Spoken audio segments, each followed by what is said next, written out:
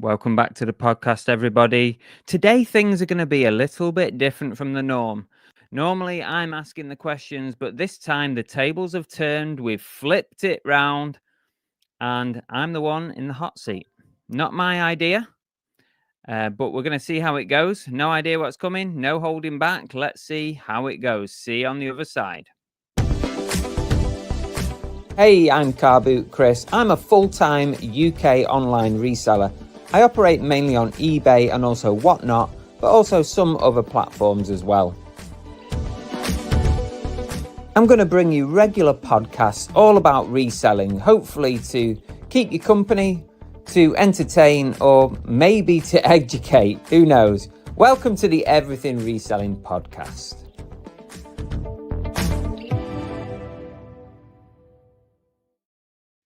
Hey everybody, welcome back. It's a podcast series 6, episode 2. And we're doing something a little bit different today, but hang fire on that, because before we go there, I've got to say a big thank you to Listing Monster, our sponsors for this series. This entire series being sponsored by Listing Monster. And this is a few words about what they do, the AI listing software that does genuinely help you list faster, more, and saves you time. I use it myself every single day. I've got 3 simple questions. Do you hate listing? Do you want to list some more? Or do you want to free up some time? Maybe you need Listing Monster. Yep, AI listing is finally here, and this tool uses it to do the boring part for you. Writing titles, filling in item specifics, building descriptions, and even price research. Basically, the whole damn listing. All you've got to do is take the photos. What normally takes hours now takes minutes, so you can spend more time sourcing, selling, and my personal favourite, freeing up time to give back the work-life balance in your favour. I actually sacked my VA for Listing Monster, that's how good it is. How much is it? Well, it's 50p a listing, which I think is good value. I can now list 20 items from zero to live on eBay in about an hour, without breaking a sweat. For many of you, that could be your day's listing done. That 50p a listing gets earned back easily through increased sales. An important point though to note is you do need to have a business account on eBay. Through my referral link, yes, I do earn a little bit back from it, you'll get an exclusive 14-day free trial. That's not even on their own website. You'll also get direct WhatsApp support and your very own personalised AI. So if you're ready to make listing easier, faster and smarter, then hit that link in the description below. And remember, I don't recommend or promote any companies that I don't use myself. There you have it, Listing Monster. That is what I use every single day. And there is a link below, like I said. Anyway, let's crack on. Because today we've got a guest who's going to grill me. And I'm not sure what's coming, but it wasn't my idea before you think of that either. This was all down to Belle. Here she is. It's Bargain Belle. You all right? You okay? I'm fine. How is it? I'm nervous as always, you know, this isn't my comfort zone. How is it downstairs? Cold, which is why I'm sat here in a big fluffy fleece jacket. Cold. We're not putting the heating yet on, babe. I'm telling you now, it's not going on yet. No, not yet. For those who don't know, Belle is my wife. She came up with the idea to flip the roles and become the interviewer and talk to me about my reselling journey and all that business, whatever she wants, whatever she decides she's going to talk to me about. Well, I realised that not everybody that listens to the podcast will follow your YouTube channel. And if you haven't been following the YouTube channel for a number of years, then you wouldn't have heard the story of how Car Boot Chris came to be. The dedicated followers that we have that have been with us from day one have heard this story over and over and over and know it inside out. But for you guys listening to the podcast who might not know who Car Boot Chris is, this is your time to find out a little bit more about the host behind the mic. You see, you've already got it. You know what? You're slowly integrating into the reselling YouTuber world, right? Not a couple of weeks Let's not, ago. no. Whoa, Let's stop whoa, you there. Let's whoa! stop you there. Wait. A couple of weeks ago, you were hosting your own Whatnot show, and you did an amazing job. You did over 800 quid in one 3-hour show on Whatnot. It was amazing. It was brilliant. And now you're doing a podcast. What's going on? I just love my husband. What can I say? And I'm willing to put myself out there for him. But don't get any funny ideas. This is not going to be a regular occurrence, and neither is the Whatnot hosting. Okay, fair enough. Fair enough. Well, do you want to introduce yourself a bit first? There's not much else there's not much else about me that you need to know. I am Mrs. Hayden, aka Bargain Bell. The name came about purely because we once did a challenge in who could. I think we have a limited amount of money to spend, and whoever could make the most money out of what they bought, and from that I got named Bargain Bell. Oh yeah. Oh yeah. It There's a was, video wasn't on. it? There is a video of your introduction. You forget that's where the name Yeah, I came forgot. from. I'm not actually a reseller. I have a full-time, as we call it, proper job. But I have over the years, I dip in and out of helping Chris out in various little bits, whether it be sourcing, I do the Monday night live show. I have done listing in the past for him, but clearly I don't need to anymore. Now he's got Listing Monster who does it all for him, and apparently cheaper than he used to pay me. Yep. I used to pay Bell £1 a listing to do Pound the list. listing. I was getting ripped off. And yeah, I do things like repairs and stuff for him, but ultimately I'm not a reseller. I am just a reseller's wife. Yeah, but in that, you have learned a lot about reselling, and I actually think if at one day in the future it came to be that you were also going to be a reseller, you could just do it like that. Unfortunately, yes. Without realizing it, you do take a lot of information in, and I probably know way more about reselling than I really want to. So, yeah, maybe one day in the future it will be a thing, but Who knows? not at the moment. You can never rule anything out in life. 8-Bit H on YouTube says the funny thing is that Bargain Bell is a better reseller than Car Boot Chris.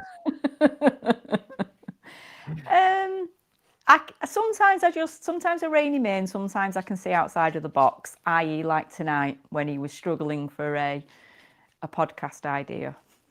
And Reseller George says, how much is he paying you? I'm paying Bell about as much as I paid you for yours, George. I get paid with holidays. Is that enough? That's true. Okay, so introductions aside, I'm just going to sit back and hand it over to you. Is it my turn to take over? Yeah, right. Go on. The floor is yours, babe. So as I pointed out, this is not my comfort zone, so I do apologise if I say a lot. I am consciously going to try not to. So first of all, we are going to start with, I want you to introduce yourself, Car Boot Chris. Let us know who you were before reselling became your thing. And in that, I want you to include at least one fun fact about yourself. Something that nobody would know about you. Well, before as a reseller, job-wise, I've done a number of different jobs, as you know, but I'm talking to the audience, so I need to talk to them. Yes, not me. I know exactly where you know exactly what I'm all about. So I've done a number of jobs. I've been around the block a bit, really, if you like.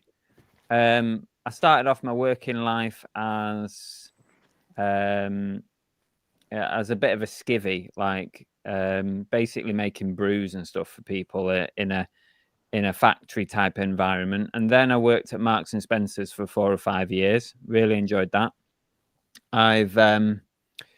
I worked at, and partly reselling comes in a bit here. I worked at Cash Generator for a while. I was actually a senior buyer at Cash Generator. not for that long, about 6 months. That is going to be Um, one of my future questions. So do you think do you think that's where the seed of reselling began then? Maybe, but a little bit before that, I had my own shop in Stockport, good old Stockport. I had a computer games shop where we traded games, so that could be where it comes from. This was pre the big gaming stores, wasn't it? Before Yeah. things Well, like Game and Game Station were around at the time. They were big competition to me. Um, just let people know how old you were though when you had that first business. 20. 20 years old. I Yeah. have I have I have sons that are older than that I wouldn't trust to look after the dog, let alone run their own computer shop. That's a pretty impressive start to reselling. Yeah, at 20 years old, I decided to open my own shop. I did it for 2 years. It was hard work, very hard work. I learned a lot doing it, but we can come back to that a bit later. Other jobs I had. In 2003, I joined the police, and a lot of people know that already. I was a police constable, a copper, a police officer for 13 whole years until 2016. And then after that, towards the end of my police career and at other jobs, is where reselling sort of really started to come into the fore. And you So want a fun fact? I do want a fun fact, but just going back to saying that's where part-time reselling is. So before you became an actual full-time reseller, you did do reselling part-time Yeah, as a sideline. 2015, I started part time. And And so that why was a crossover. About a year before I finished in the cops, I started reselling. So I was and why actually a police officer and I was reselling.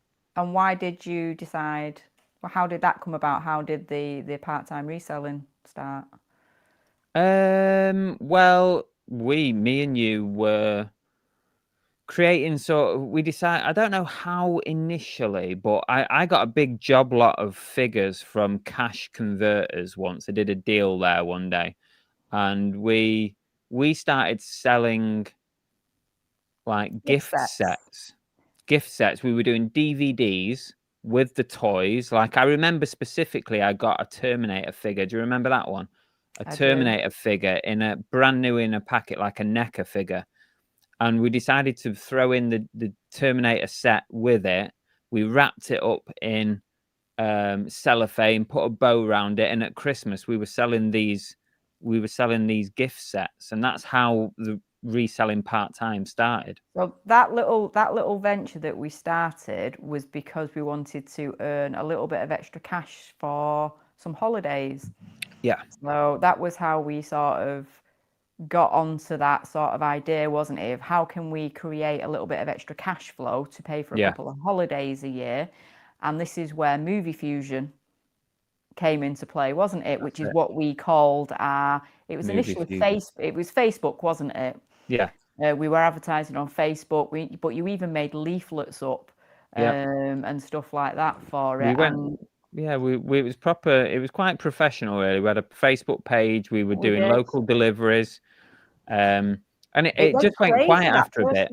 That first Christmas went crazy, didn't First it? one was People were getting busy. them as like Christmas Eve packs to Yeah, give to the kids. But we'd yeah. made our bows out of movie reel. We sourced old movie Oh yeah. reel and we were creating the bows to go on them. So we did put a lot of effort into We that, put a didn't lot of we? effort into it. But then sort of after this, the second year wasn't as busy.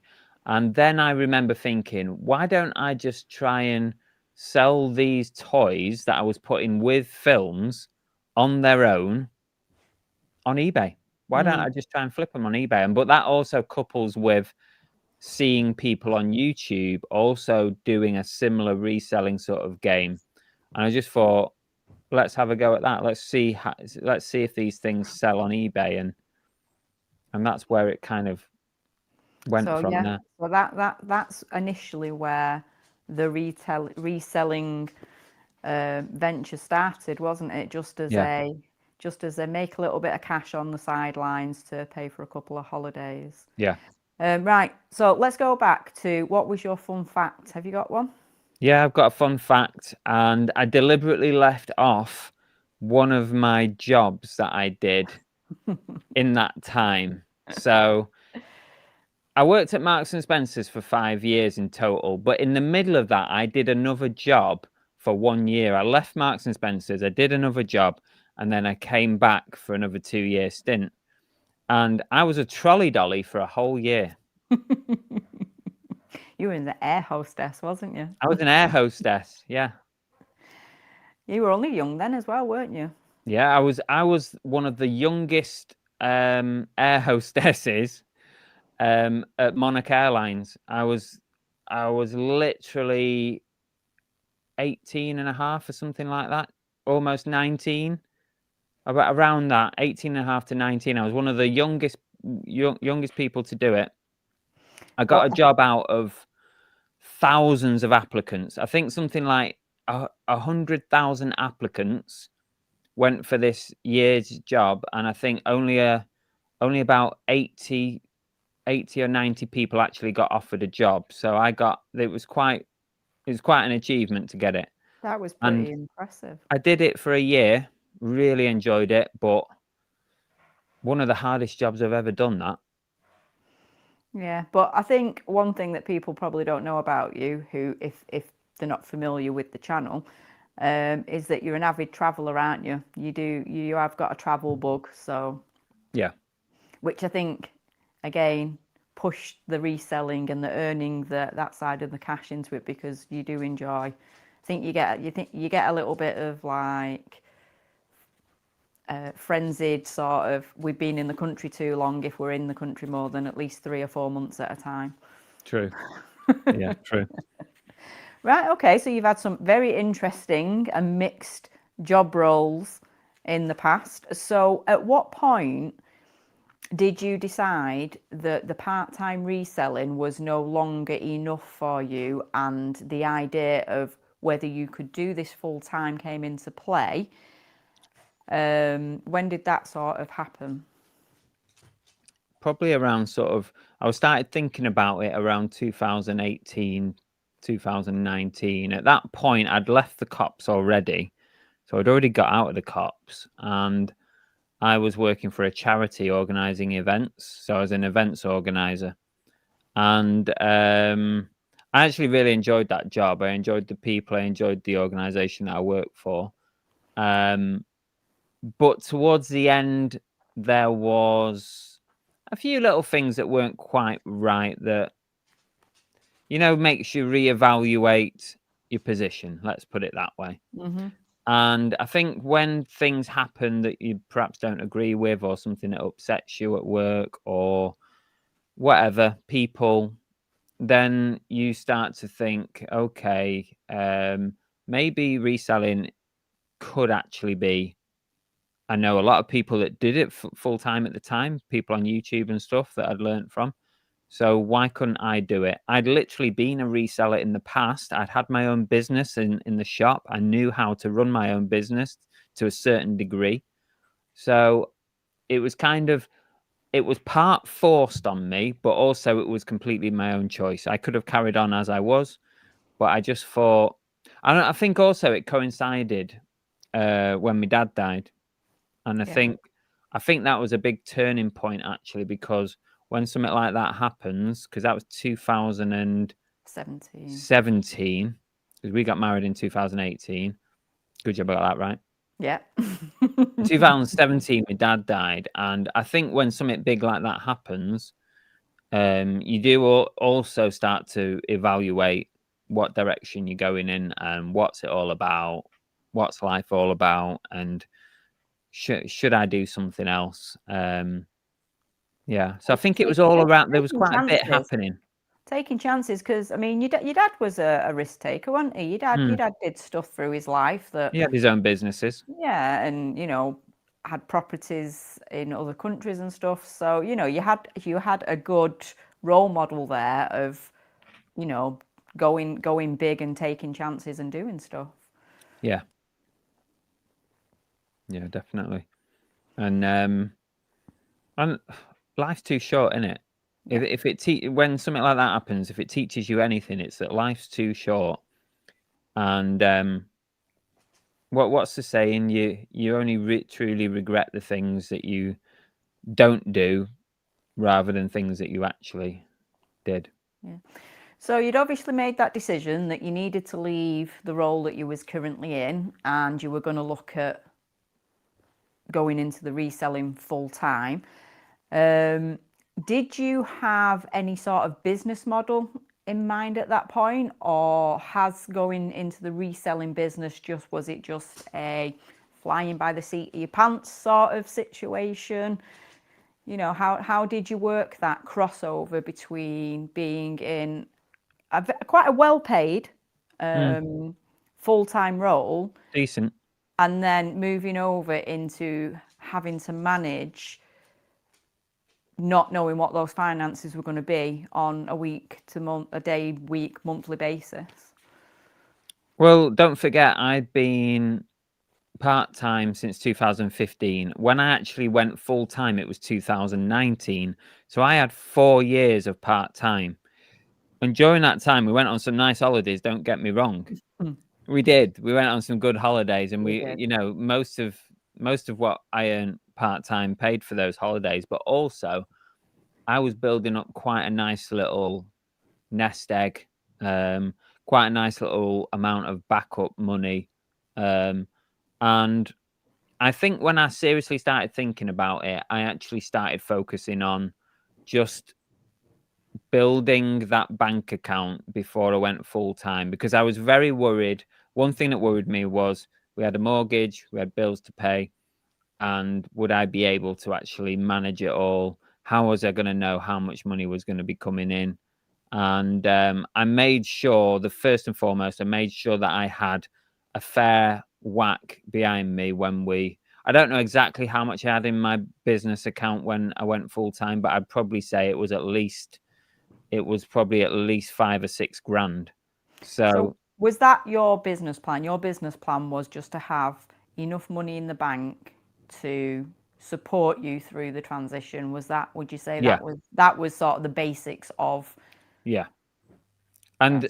And the other side of the plan was like looking at how much I was listing and buying as a part timer, and saying to myself, how much do I need to multiply that in order to make it a full time income? So really, I was having to do maybe fourfold in order to make it full time, because I was only dabbling a bit as a part timer. But Mm. in order to be full time, you got to buy more, you got more expenses, you got to sell more, you got to bring in a lot more money to pay your wage. Did you also build up a level of stock so that you knew you had enough I to had a get? lot of stock, you know that anyway. I had loads of stock. I We had had lots plush of desk toys coming out of my piles. ears. But yeah, it's another thing. And also I think around that time I was looking at ways to buy more. So I think definitely not long after going full time, it wasn't long after when I started looking at, models like the wholesale clothing and stuff like that, because it was a way to buy a lot of stock, um, and make some decent profit on it. Well, that kind of ties us into when you exactly decided to do the switch over, and that was because it also tied in with a 5-year plan that we had, wasn't it? Where we decided alongside this to do a really big move. And Mm, we packed up and moved halfway across country to Devon, didn't we? In, yeah. unfortunately, 2020. We had a whole big business plan, I'll say. The reselling business that Chris was going to go into full time, we were also going to combine with a cafe of some sort down in the luscious green hills of Devon. And this was our sort of planning and idea that we came up with, wasn't it, to Yeah. incorporate these two things, and that was going to be our business moving forward. So we did it, didn't we? We took the plunge. I got a job with Devon and Cornwall Police because one of us needed to still have income coming into the house while we did this Yep. move. And yeah, we landed in Devon in March of 2020, didn't we? 2 weeks before dreaded COVID hit and lockdowns came into play. And that was the end of that, But wasn't it? it was the end of our Cafe idea. it was the end of our double-sided business idea, Yeah. but that technically was the beginning of your full-time All in reselling. reselling, wasn't it? Yeah, your All all-in in. Let's just go reselling. for this. And I tell you what, actually, it was a decent time to be a reseller full time because it went crazy during lockdowns. And it forced you into, like you said, Yeah. the sourcing online and the sourcing outside of the box rather than Yeah. going to car boots and No boot sales, charity no shops. charity shops. You had to source in other ways.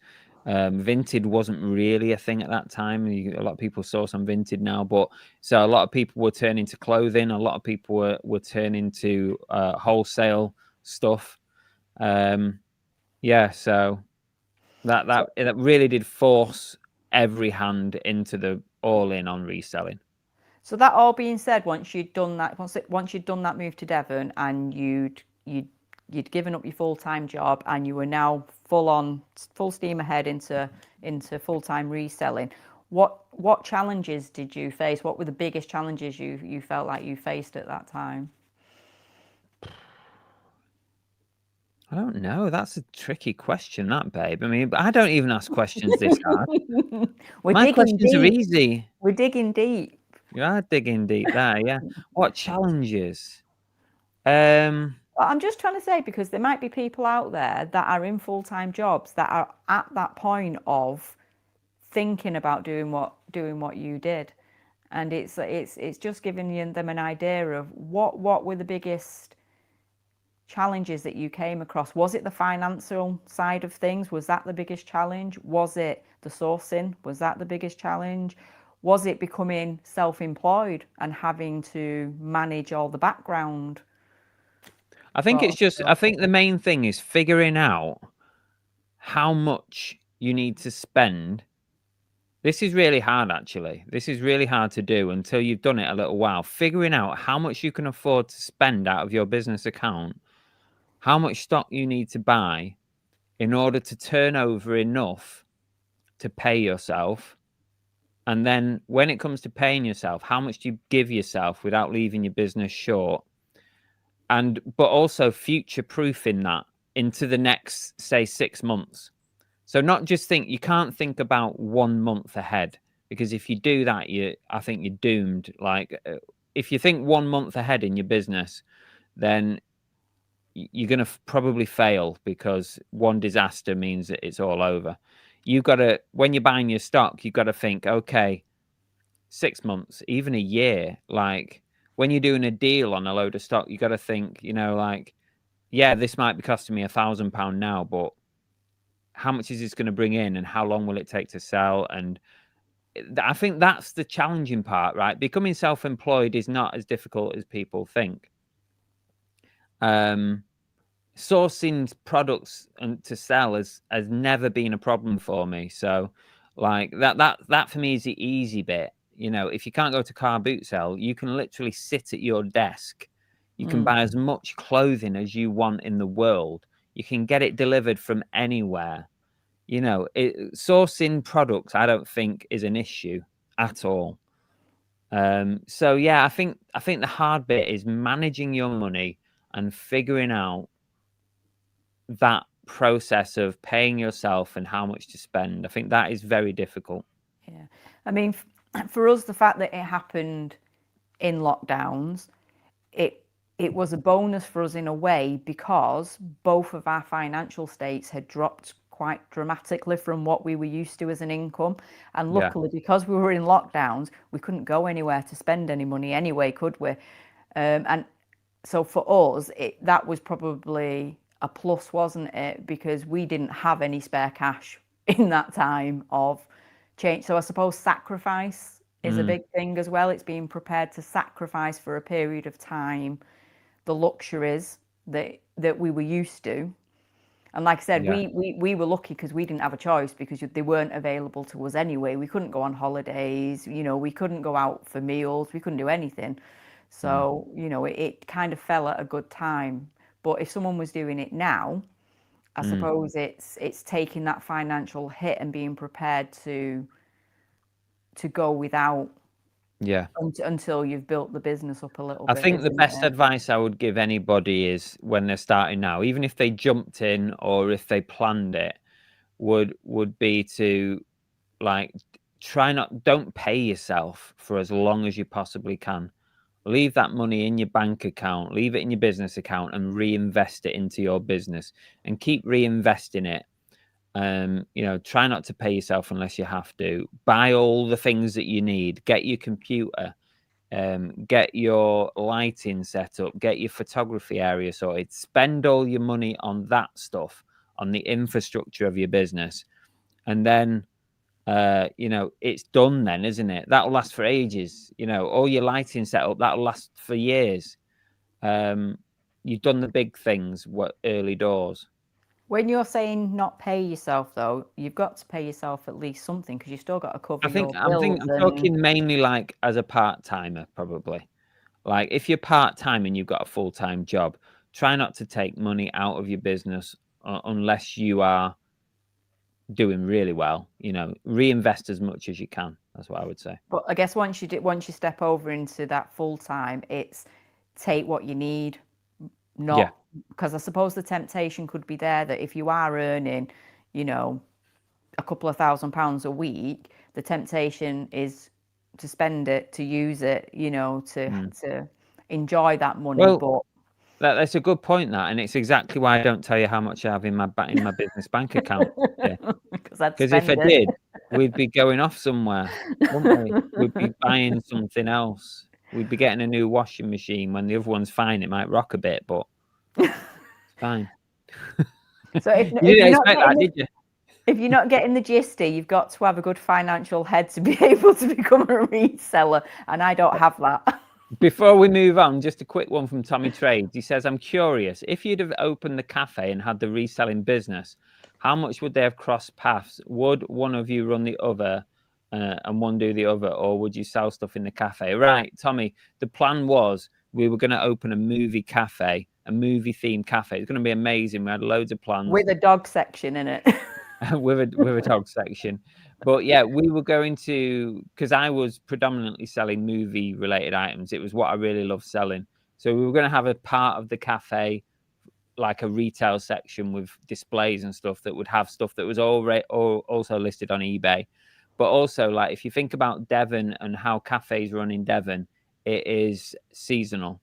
So 6 months of the year during the spring, summer, cafes do very well in Devon, and then they tend to shut down for the winter. Well, that's perfect for reselling because winter reselling picks up. So what we'd have done is we'd have focused our attention on the cafe during the summer, And and just had then the reselling ticking over through that and time. just had it ticking out, and then focused our attention on reselling during the winter, and then done it vice versa like that. That's how our whole plan was going to be. That was what we were going to do, but it didn't happen. It was such a good idea as well. Such a good idea. And Tommy also says finding the balance of how much to spend and pay myself was something that took a while to get your head around. Been reselling for 3.5 years and only just on top of it. I can totally understand that. Yeah. So just a couple of quick more questions on the reselling side, because the idea behind this is to give people a flavour of who you are and how you got here. So they now know how and why you became a reseller. So just a couple of reselling questions, which is, what do you enjoy the most now you've done it? Now you've gone into the full-time reselling world. What do you enjoy the most about it? What's been the biggest plus for you?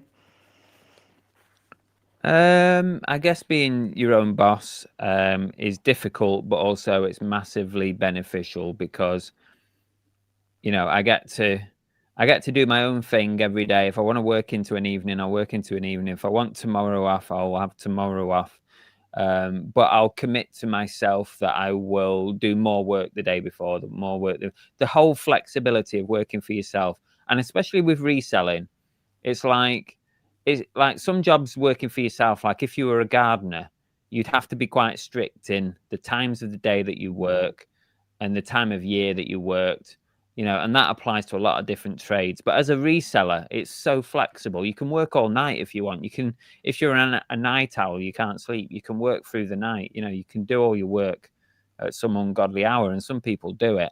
But it's so flexible, and that's what I really enjoy the most. I think that's the most beneficial, and I get to spend so much time with Belle as well. Sorry, I lost you then for a minute. I don't know what happened, but You lost me. Yeah, it froze and you went, but it's fine. Oh, you got me back. I got the Did you bit where you hear? said you enjoy spending time with me. It's okay. Oh, there you go. That's all you needed. That's all you needed. I need bonus points. Yeah. So then I'm going to do the flip side of that and say, what's the thing that you enjoy the least about it? There's one thing I do miss from having a real job, and that is being able to switch off. You can't switch off. I don't care what you say. I don't care whether you say to me that you turn off your eBay at certain. No, never ever switch off. But this But could be that is also a choice. This could be something personal to you. It's a choice that I make. I don't switch off because my business is important. I must keep it running, even if it's only a little bit, just drips away when you're on holiday. So I kind of never really switch off, which is, it's not great, but also I accept it and I'm happy with it because it is my business. And also I do miss getting holiday pay, getting sick pay. Like I was quite poorly earlier this year, wasn't I? Like almost most of January was written off for me. I wasn't really well at all. But did I stop working? No. I carried on because I didn't have a choice. I didn't get paid for being off sick. You had a few extra lie-ins and some early finishes, and that was about it. I carried on listing. I carried on working, and the downside of that was it probably took me twice as long to recover from whatever that illness was. But you have to. You gotta get on with it. I can't go a month without working. That being said, there is a caveat to that, because that being said, it goes back to the beginning bit where you do have a buffer, so that if you did get that ill you couldn't work, you do have a backup account of money that can pay at least some monthly wages to pay the bills and stuff. So we wouldn't be dire for a while, but that is something that is there only to be touched in an emergency. And Chris having man flu didn't count as an emergency. Man flu is not a reason to dip into your we're talking serious illness. So yeah, I'm talking if I'm in hospital or something like that. If I'm at home, I'm probably going to be doing some kind of work. Yeah. But that's just a choice. This pushes me over nicely into the next set of questions I've got. So I'm moving slightly over from the reselling side and going into your YouTube, because alongside reselling, you also run a YouTube channel. No, I don't. And as you just pointed out, the negative that you have is the fact you never shut off. And one of those reasons is because when you're not reselling, you're creating YouTube content. No, I'm not having a go. I know why you agreed to do this. I know why you agreed to do this. You're just going to have a go at me this whole time. No. I'm painting the picture of what it is. Okay, you I'm painting the picture of what it is. So, so my question is, did you always plan to have YouTube as part of your reselling business, or is that just something that naturally sort of progressed because you needed another arm to the business? I think it was just, I don't even remember a conscious decision to do it as part of like a reselling thing. Now, if you go back on my channel, anyone who's watching or listening, you can watch my first ever reselling video. It's bloody awful. And it's basically a haul video. And I don't know why I decided to do it. It definitely wasn't for the money. At the time, I've always enjoyed making videos and putting them on YouTube. Before the reselling videos, we had lots of cookie videos, we had holiday videos. I just used to like making videos, editing them, and You're a bit of a sharing them with techie the geek, world. aren't you? You're a Okay? you're a bit of a techie Techie geek. geek. Yeah, maybe a little bit. I just used to like making them and putting them out there and seeing if people like them, like goats in trees. I made a 1-minute Yeah. video from goats in trees when we went to Morocco, and it's now got like 250,000 views on it. I just love seeing like that people watch my videos and enjoy them. And so I thought, because I'd learned quite a bit from YouTube resellers prior to me sort of really starting even part-time, I sort of went from there. So I'd kind of thought, well, maybe I can do my own videos. I'd got involved in some of the chats and stuff that were going on at the time, sort of around 2015. And I think I started my reselling YouTube around 2016. So I've nearly been doing reselling on YouTube for 10 years now. And But I again, a bit don't like, know at what point it started, really, why. again, a bit like reselling. It's a hard nut to crack, isn't it? Becoming a YouTube sensation is not an easy thing to do. So you've found this out over the years. So what makes you want to continue doing the YouTube content alongside your reselling? Has it now become a financial thing? Is it because it's an extra source of income? I Is think it there's two or three reasons really why I carry on with it. And don't get me wrong, I've thought about stopping YouTube a lot. multiple times? Multiple times over the last few years, I've thought about either stopping it, scaling it back, not doing the lives anymore, or just doing pre-records, or just not doing anything at all, or going back to cookie videos instead of reselling. So I thought about it a lot, but I think what keeps me here and doing it is the community side of it. And we touched on it in a previous live show. We talked about this on Monday, I think it We've was. made some really good lifelong friends through the Yeah. YouTube channel. I think the community side of it has been really important. Being a reseller is actually a very, very lonely profession. You can, if you've not got YouTube and you're just reselling, you're not going to get much interaction with anybody. It's very, very quiet, very lonely. If you weren't in the house, if you were out every day working, it'd be even more lonely. So I can't come and mither you in a. Well, you were up until the last 2 years. I know. I was going And out it's to work, wasn't I? it is lonely. So I definitely think the number one reason I carry on is that 100% number one reason is the community aspect, having people, like connect with you and on the lives and stuff. Even if we weren't doing lives, to people still connect via other ways, and bringing people together. That is definitely the reason. But also the secondary reason is it has become an extra stream of income. You can't deny it. When you get to a certain level of subscribers, and I don't have the most subscribers by any stretch of anybody on reselling. I'm probably middle to low, compared to most.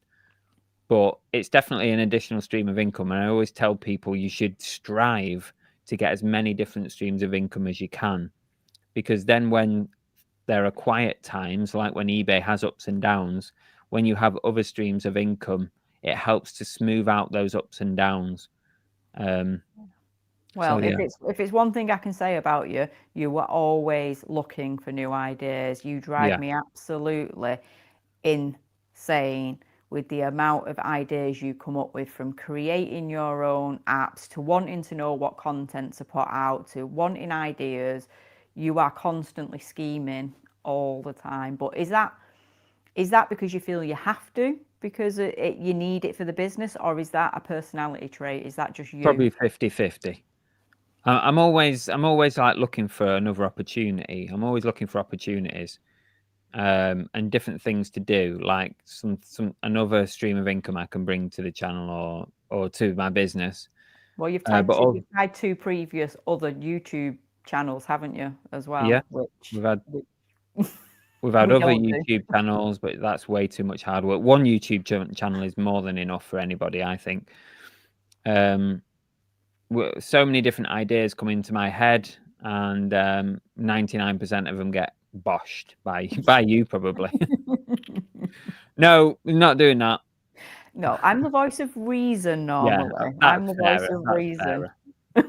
I come up with ideas. Some of them stick and some of them don't. We throw them around, don't we? And we do the pros and cons, and then you go away again and come up with another harebrained scheme to make some more money. So that being said, do you ever regret starting the YouTube side of it? Because clearly now you can't drop it as much as you go through phases. You clearly can't drop it anymore. So do you regret not just sticking to the reselling side of this and including YouTube? No, I don't have any regrets. I don't have any, you can't have regrets about anything, dear. I've told you this. There's no regrets. Not even some of the bad things. No regrets, because it all shapes who you are now. That's my opinion. But in No regrets. hindsight, do you think if you didn't start the YouTube, do you think the reselling side of your business would have grown Yeah. bigger because you'd have had more time? Because you do spend a fair chunk of time having to do like your contents and stuff like that. Almost certainly, yeah. The business would have grown differently, definitely, because of the time aspect. But who knows? I probably would have had some other harebrained idea, and I'd be doing that. I might have a Twitch channel, or I might be doing that, like, or You do I turn might your be hand to pretty much anything.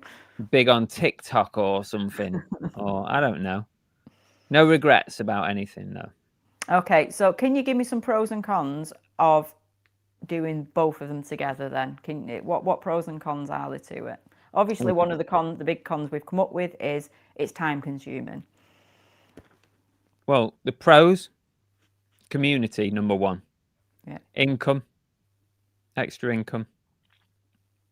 Also, opportunities. So the number of opportunities I've had via YouTube, because I have a presence here. So big deals, like people come to me, they want me, do you want to come and clear out my toy room? Do you want to come and buy a load of jerseys? Do you want this? Do you want that? That kind of opportunity. Sponsorships, Listing Monster, for example. I've had plenty of different sponsorships. I only ever take the ones that are relevant and the ones that I use, by the way. Yeah. So sponsorships come in, that's extra income, that's another income stream.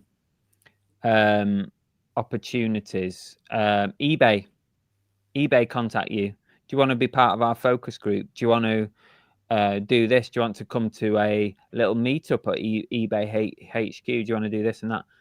Opportunities.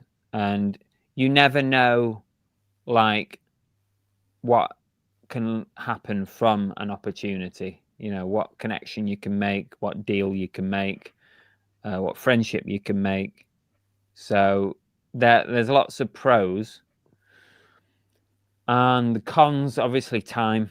Very, very time consuming. Time versus money paid. It's not really. If you look at the hours I put in a month. I think if you didn't enjoy doing it as well, the money side of it would not be enough to keep you continuing with it, would it? No. You got to have the both. You got to enjoy as well. If you don't enjoy it and you're just thinking I'm doing it for the money, then it's difficult. That would be really difficult. There's a lot of dickheads out there, isn't there? I was about to say that there's a lot of dickheads. You've got to deal with the trolls and a that lot of side of what trolls. comes with being a YouTuber. People who watch the channel probably don't really see much trolls on my channel, mainly because I deal with them swiftly. I get a lot of them. I share a lot of them with you. Sometimes I screenshot them to save them We've had some quite scary people, to be fair. I've had some pretty weird trolls in the past. Like one person, do you remember that one? Where we were in Torquay at a tabletop sale. One person trolled me afterwards, made a comment. He'd seen you out, hadn't he? Yeah. And found your YouTube channel. He'd seen me out and about, found the YouTube channel. He knew what car you drove. He knew all sorts, didn't he? But he started listing everything about me. He went to town on you. He was really nasty. He was very, very nasty, and those ones are pretty scary, actually. because those ones are a bit, they freak you out a bit. And that was a proper weird one. That was the only one really that's proper freaked me out. But most people are just ignorant, rude. Not most people. You get a No, selection of no, people. most of what I'm talking about is the trolls. Most of them Yeah. are just ignorant or rude, Yeah. and that is fairly simple to deal with. But yeah, they're the cons really. There's not that many cons really, but you've got to be willing to sacrifice the time to money thing.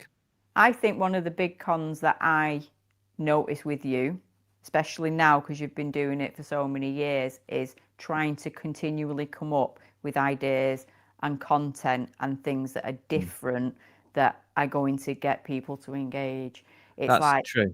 how, it's like you kind of exhaust I actually the think you get. ideas. I think I can understand why some people like take a YouTube social media break and all that. I don't think I've ever done that in 10 years of running this channel as it is. I don't think I've ever consciously said I'm taking a break. I've We've always only put got to have one Monday off and our followers kick off. and I've always put out consistent content week in, week out.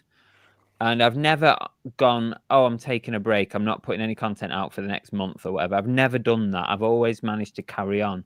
But at the moment, I think I think I'm at the hardest point that I've been at on YouTube for quite a while, if not ever, because there's so much competition on YouTube with resellers, and it is, even though we're all friends, it is still competition because you're vying for views, aren't you? You're Yeah. vying for people watching your channel over somebody else's, and it's so hard right now because you can put.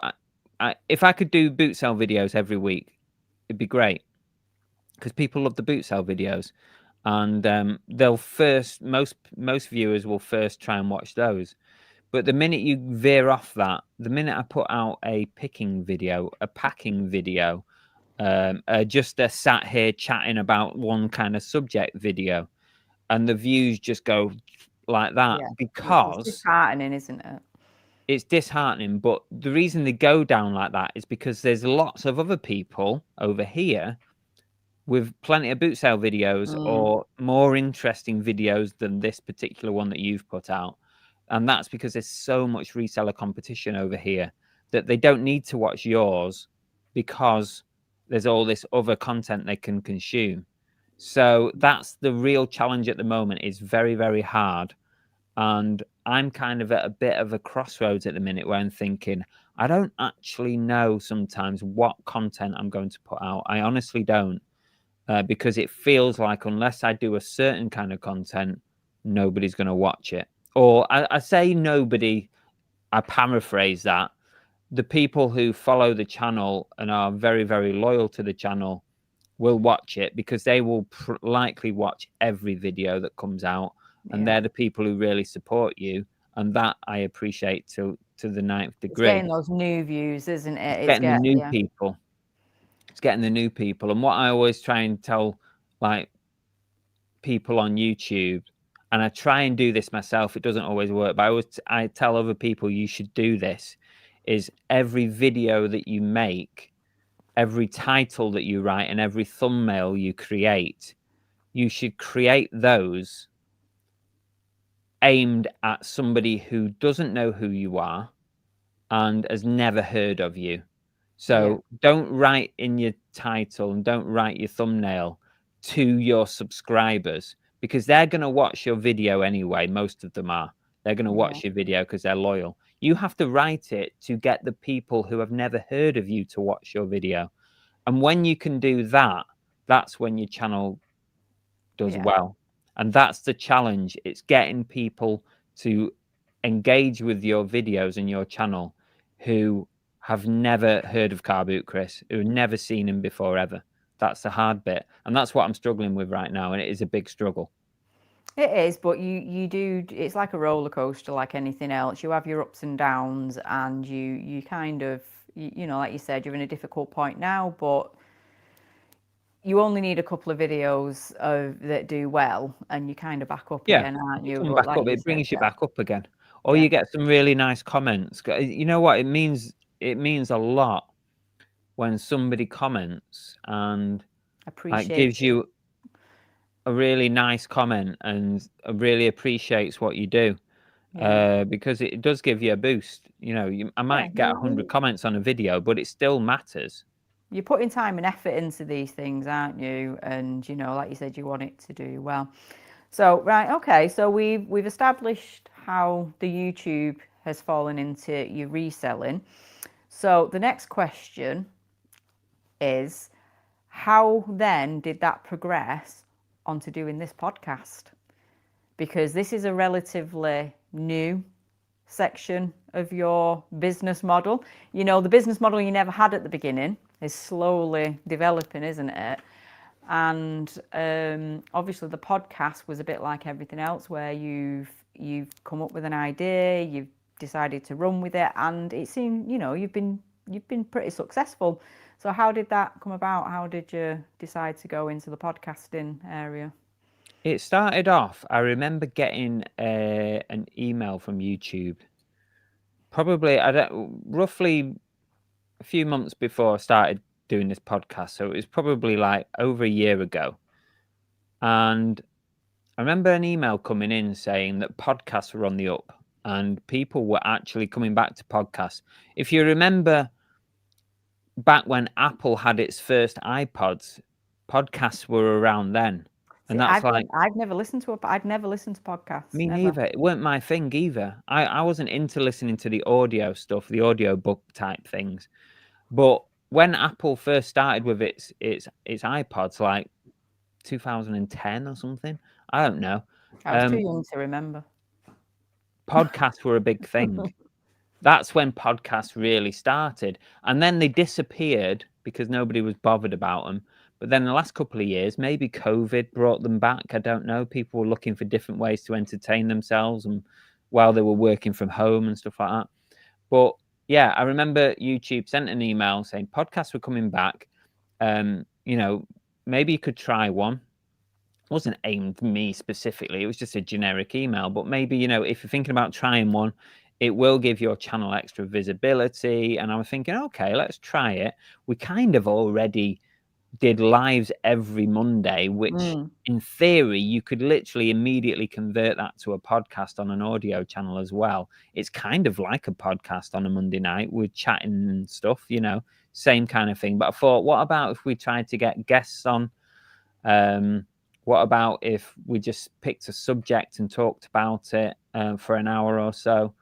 And it kind of went from there. And I thought also from a business point of view, I thought it would be a good arm for the business, because if I was to get my podcast getting some traction, not necessarily on YouTube, but on the audio channels, that's what I was looking for. Spotify, Apple Music, Amazon, Alexa, and all that stuff.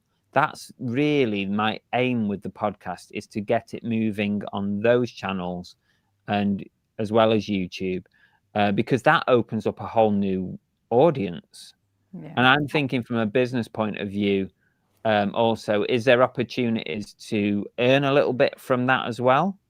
Does having a podcast also give opportunities for sponsorship, which that kind of worked out quite well. We've had a sponsor for every single series, apart from, I can't remember if we had series 1 or not, but every series has a different sponsor. So that's worked out well. So it's like, I haven't purposely made these business plan decisions, but they kind of are they are kind of business plans, but I'm not actually writing this stuff down and saying, here's what I'm going to do. I just let it flow. You've got nothing to hand over to Alan Sugar, put it that way, have you? You don't have a document. Oh, I'd be no good in front of him. He'd rip me to shreds. You know, that woman who tears you to pieces in the boardroom, I'd be in bits. I'd be on the floor in bits with my business plan, because I don't really have one. I just go with the flow, and it kind of just works. But the podcast has worked out really well for you, hasn't it? Because what series are you on now? 6. Series 6. And how are your numbers going on like the Spotify and things like that? Apple Music is the number one for my podcast. Spotify is very close behind. It was Spotify number one for ages. For some reason, Apple Music is more people are listening to it, but it's gone. I think it's got over 30,000 downloads now in total, which is Pretty I don't impressive. even know if that's a good number, but it sounds pretty good. Look, it's good for somebody who didn't have a business plan and had no idea what was going to happen. There are people out there who are actually listening and clearly enjoying, because you do get a lot of good feedback about your podcast, don't you? Yeah, And it has driven people to the YouTube channel as well. So, exactly. And just looking, I'll give you some stats for the podcast, and this is only for audio channels. So this is all the audio channels put together. 27,400 downloads in its lifetime of the podcast. 79 countries have listened to it. wow. 79 countries. 1,938 cities. The most recent place to listen to the podcast is Wabash in Indiana, and then Ljubljana. Is that one of the? Is that like one of the Eastern European No countries? idea. And then Southwell in Nottinghamshire. Um, but yeah, and the top countries obviously UK, then United States, then Australia, then Canada, then Germany, then Ireland, then Netherlands, then Mexico, then Spain, then Slovakia. So it's getting some reach. Admittedly, there might only be one person in one of those countries that actually listens to it, but it's still another It's country. it's still a person I'm listening to still your having it. podcast, isn't it? So no, right. That's it. You know, it's been interesting. I hope it's been interesting for people to find out where Car Boot Chris came from and how he's got to where he is now. So I've just got a last couple of questions before we wrap this up, because we have been on an hour now. Oh So yeah, we're getting up to that hour, aren't we? we are. It's bedtime for me. So I want to say, if your YouTube and podcast completely blew up overnight, like you became like a YouTube podcast sensation overnight, Yeah. would you completely give up your reselling to do it? I'm very much of the ilk, right? I'm not set in anything. Like I'm a reseller, that's my main job. But I'm always of the ilk that go with the opportunity as it comes up. And I've always been very open and said, like, if a company came to me and said and headhunted me and gave me an opportunity, I would think about it. You know, some people are like, I'd never go and work for the man again. I Mm. always want to work for myself. But I'm always open to opportunities. If eBay came to me and said, we'd love you to come and be in charge of development for small businesses on the platform, I'd be like, yeah, I'm there. Not like you've thought about that with that title just pinging out of your No, head there. no, it just came up. That would be a good job role for me because I've been there and I've done it. So Mm. what's better than that? But the same with the YouTube podcast thing. Like, I don't think I'm going to blow up anytime soon. I have a very, very consistent level of growth, and it's not like that. It's kind of like that. But that's okay because that's just where I am. That's just where I am. I'm okay with that. And we have always maintained with the channel that we would never really want to be. Yes, it would be a great financial gain, but we'd never really want to be that big that we couldn't engage with our followers. One of the things that we really do enjoy with our YouTube channel is the fact that we can still engage with people, because we don't have that many people that we can't keep up. And I think that's a big thing for us, isn't it? Keeping it personal, and keeping that personal connection with the people in our chat. And because we've seen people who have a lot bigger channels and they literally cannot engage with the people that are following them because there's just too much going on. And so we would lose that if the channel did blow up massive. So in a roundabout way, That's the plus side to staying relatively small, isn't it? yeah.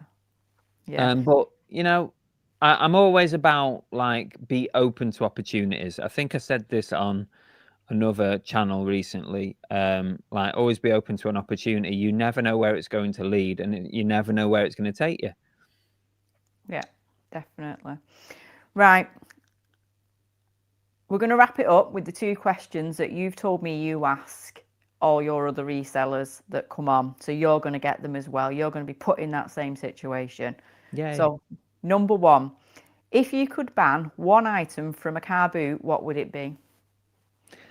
You know what? I've been asking this. Well, this is new to Series 6. I always change my questions at the end. And I've struggled with this one. Like, I'm quite happy to ask other people, but I've struggled with this. Like, what would I ban from car boots? And one of the first things that came to mind, and this might sound really tight. This is going to sound really tight. But you know, when you go past stalls and kids have made cakes, and they've made these little cupcakes and they've That put I'm them the out one on that the buys end. them. And they're like 50p a cupcake, and they've been drizzled with icing sugar, and they've got the little hundreds and thousands on top, and you just look at them and you think, I don't really fancy one, and it's boiling hot, everything's melting, it looks minging. You see these kids stood in the corner, sort of probably not washed their hands for 2 weeks. Little entrepreneurs. I know. I appreciate that side of it. They're making a little bit of money, but I'm just not sure about buying cakes off car You, boot stalls. you're a bit of a germaphobe, aren't you? You're a bit of a I don't like people touching my food or sharing and things I'm not like a that. sharer. So, I'm not a no. sharer of food. Definitely not. I'm not even with like you, babe. If you, I'm not If here, somebody take a else bite. has touched it, you're not interested. If you take a bite of it, I'm not overly keen on that whole let's all share a cupcake and have a bite of it. I'm not keen on it. I get you think that the idea of kids making that food where the hands have been, Yeah. while they've I'm been just doing it. thinking how many bogies are in there. Okay. So yeah, I'm banishing the homemade cakes from children on stalls. However, I'm all in favor of them selling their stuff to me for cheap so I can make some money on it. That's you trying to get out of the hole you've just dug yourself. I'm all in favor of entrepreneurship. Yes, definitely. So am I. I'm the one that always goes and has to buy something from them just for that reason. And I'm like, Thanks. thanks for that, babe. Yeah. I don't mind buying from the official cake stores because they've got hygiene certificates, but I'm not buying the kiddie ones. Right, question number 2. Do you think AI will make reselling easier or harder in the future? And do you think it will replace your wife? Oh, I hope so. Sorry. Did I say that out loud? Did I say that out loud? AI. This is really tricky, this, right? Because I use AI every single day now. In fact, there's going to be an AI podcast coming up very soon with a couple of special guests, a duo actually, and we're going to talk about AI. But for now, on this question, in the short term, AI is definitely making life easier. And I'm talking about where you give AI a specific task. Listing Monster, for example. So Listing Monster AI has a specific task. It is there to help you list stuff on eBay, list it faster, list more, and save time. A specific job. That's all that AI does in its daily life. That little guy sat down there, that's all he's doing. He's listing on eBay every day, all day. That's where AI, I think, is great. You go on ChatGPT, you ask it a question, you ask it to help you with your YouTube thumbnail or your YouTube title. That's all great. That is helping us. That is making life easier. That's great. But I have to say also that there is a flip side. And if we look to the medium future term, so maybe 5 years' time, so 2030, where will we be with AI in 2030? I don't know, actually. And how far reaching will it be? will it actually in 5 years make reselling harder for us? It's probably going to be a lot easier to list and sell things, but will there be so much competition because it's so easy to do? Will people be walking around with glasses on and the glasses are automatically telling them how much something's worth on eBay and they don't even have to think about it? It's going to flash up on the face.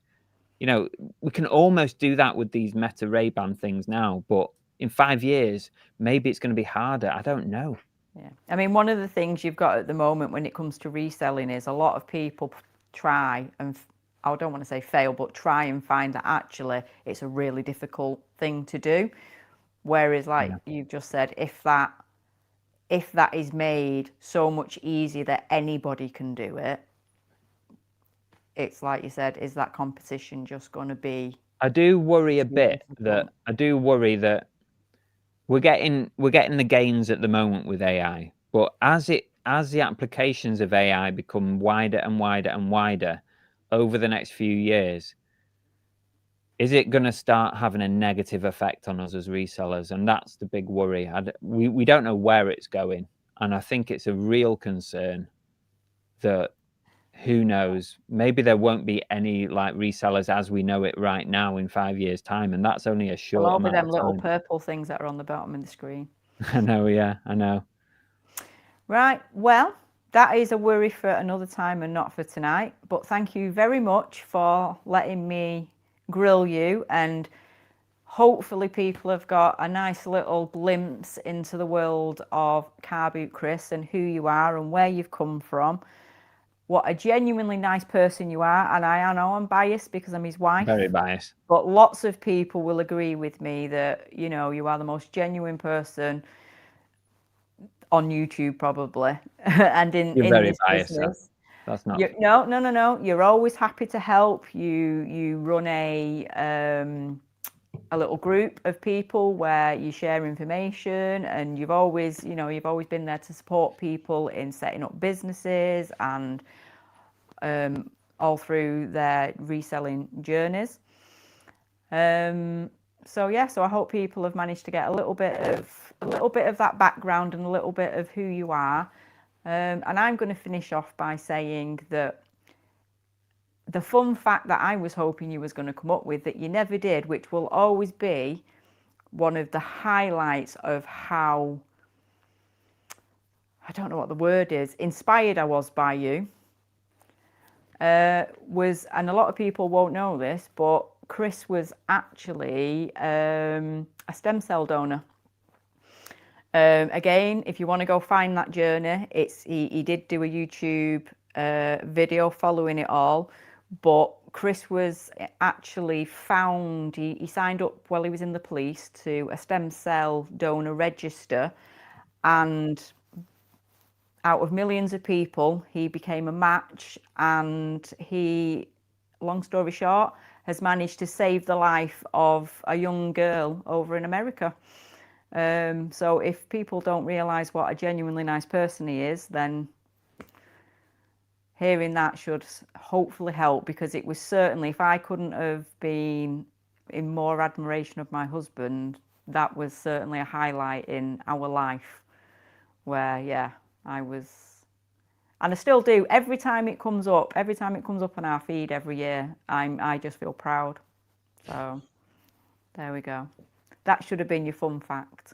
Yeah, but the problem is, I feel like I don't always like. I do talk about it occasionally, but I don't bring it up because I'm a modest kind of person, I think, and I just don't bring it up. No, but that was very, very selfless act. Putting it into context, Chris is never an ill person. He's never been in hospital. He's never had anything severely wrong with him. And he put himself onto a table and had his stem cells removed. So it was his first time of ever being under anaesthetic, being in a hospital situation. And he did that for somebody he's never even met and probably never will do. So not many people would do that. Yeah, but think of it this way. This is why I'm so chilled out now, babe. Right. I've got my ticket booked. I'm going through those pearly gates. You've done your good deed for life. I've done it. I've done my bit. I can sleep easy now, knowing that I'm going through the gates. I'm not going down the stairs. Well, I those will were be my down the stairs final in a minute. words. Yeah, I know. Those were my final words, so I'll let you wrap up the podcast. Okay, thank you, dear. And I'd like to say a big thank you to you as well. Thank you so much. You know what, guys? Belle hates doing this stuff. I do hate it. She really hates it. And I said to her, why? She was getting nervous before this. And I was like, why have you put yourself through this? And she said, to support me and get something a bit different out there. So thank you very much, dear. I appreciate it. Appreciate you. And before we wrap up, let me just see if there's any final things in the chat. Dave ABL on YouTube says, are you going to eBay Open? No, I'm not going this year, Dave, unfortunately. Not going this year. Thank you to George's Treasure Shed and M's Den who have enjoyed. M's Den said, Belle, you're a natural interviewer. Great job.